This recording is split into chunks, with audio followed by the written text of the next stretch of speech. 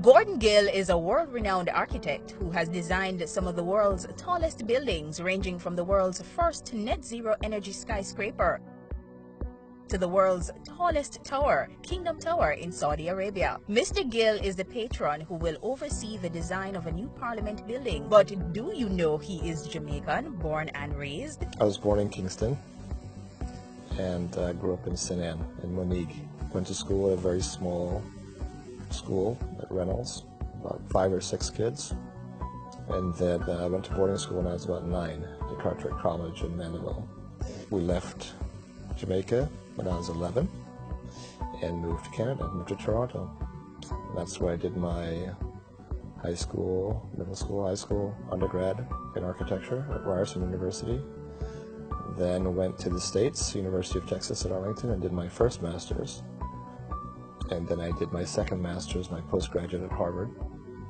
And from there, I have found my way to Chicago and have been there ever since. Both parents, all my sisters, all my brothers, 2 of them are born in Costa Rica, so that's a little bit of a, but yeah, parents, grandparents, all Jamaican, 100%. It's not fair to say that I was interested in architecture necessarily because I didn't know what I was doing when I was a child. I would draw plans and I would make up buildings and I would build things in my parents' backyard on the hillside and cut roads and pour concrete and run water and build cities, really, and love to make things.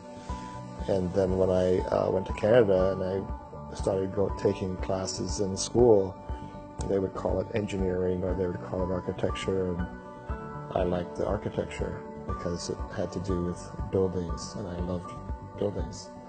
So at that point I realized that there's something called architecture and that's what I was doing.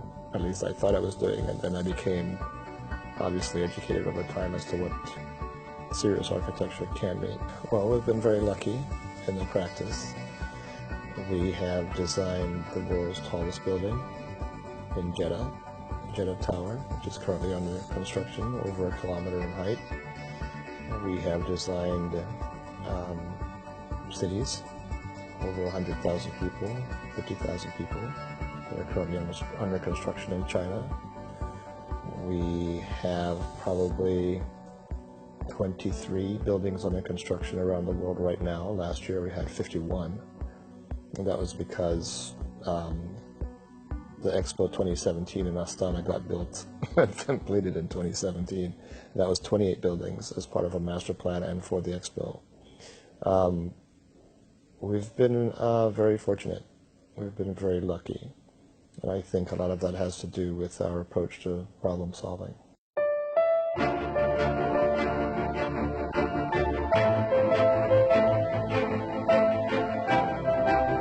When I see a little boy or little girl running on the streets in Jamaica, or I see little kids in Jamaica, it is just my own opinion that little boy or that little girl is capable of the same thing.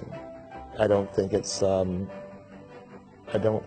stretch to expect that the children of Jamaica can grow up to do great things. And I can tell you that in my travels I've run into a lot of Jamaicans who are doing amazing things out there. And so it is a unique story, I think, because, you know, I grew up on top of a hill where I couldn't see another light in the distance at night, but I think it's just a story about progression and work and education and a certain amount of will and a little bit of luck. I think for Jamaicans this is a very pivotal moment to have the opportunity to participate in or to observe the making of the new Parliament building. That is a once-in-a-lifetime opportunity. I think for anyone in the design field, architectural field, planning disciplines in Jamaica, that has got to be a moment to shine. That is what you live for, I would think. I think that you have a service and a duty, frankly, to your country to put your best foot forward and do the very best that you can. And it's not for yourself. It's not even for the government.